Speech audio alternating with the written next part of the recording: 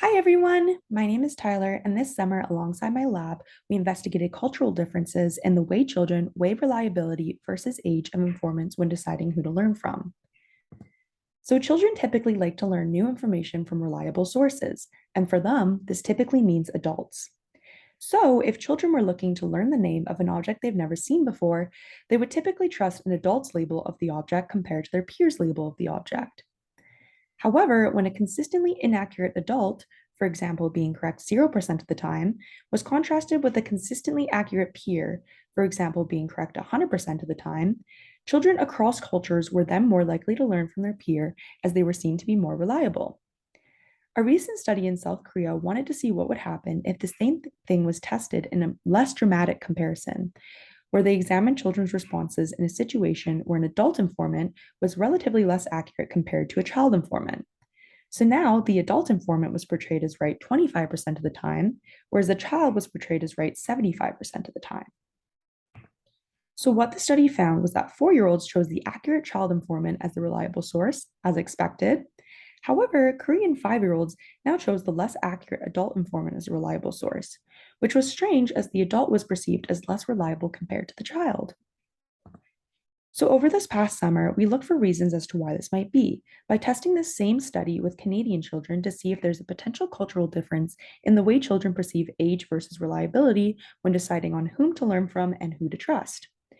We were testing to see if 5-year-old Canadian children would choose the accurate child informant as a reliable source, and if Korean and Canadian children would differ in their focus on age versus reliability of the informant. So, how this was done was that children were presented with an adult informant and a child informant, each taking turns naming 4 different familiar objects: a car, cup, clock, and shoes.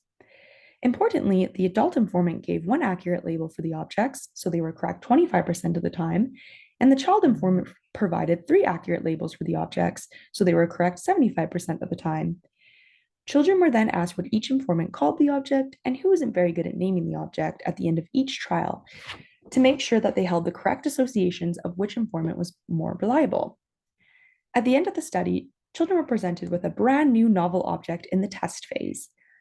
Children were asked if they knew what the object was called and if they've ever seen it before.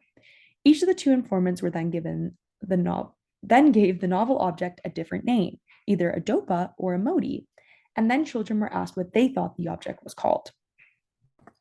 So, as mentioned before, the Korean children mostly chose the adult informants labeled to adorse. We found almost the exact opposite in the Canadian children's responses, where they mostly chose the child informants labeled to endorse. Here are the actual numbers, where 48 5-year-old children were tested in each study. In our non-parametric/binomial test for each culture, it was found that in South Korean children that they did not significantly choose the correct child informant as a reliable source, whereas it was found in Canadian children that they did significantly choose the correct child informant as a reliable source. In our chi-squared comparison test, we also found a significant result, showing that there was a statistically significant difference between Canadian and Korean children's responses. In conclusion, these findings suggest that there are cultural differences in children's attention to accuracy versus age in informants.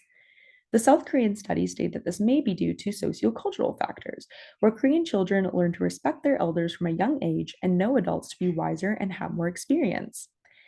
They may there may also be differences due to individualistic versus collectivist cultural norms, therefore leading to a developmental difference in the way children perceive the trustworthiness of others when choosing who to learn from.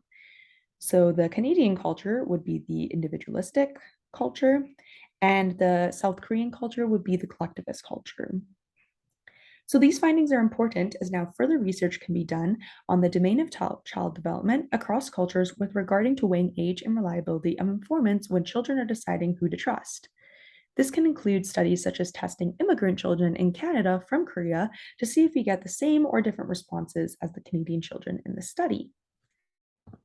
Thank you to the Alberta Children's Hospital Research Institute for funding my summer studentship this past summer, the Language and Cognitive Development Lab at the University of Calgary for giving me the opportunity to work alongside others on this project, as well as our collaborators at Chungang University in South Korea. Thank you for listening.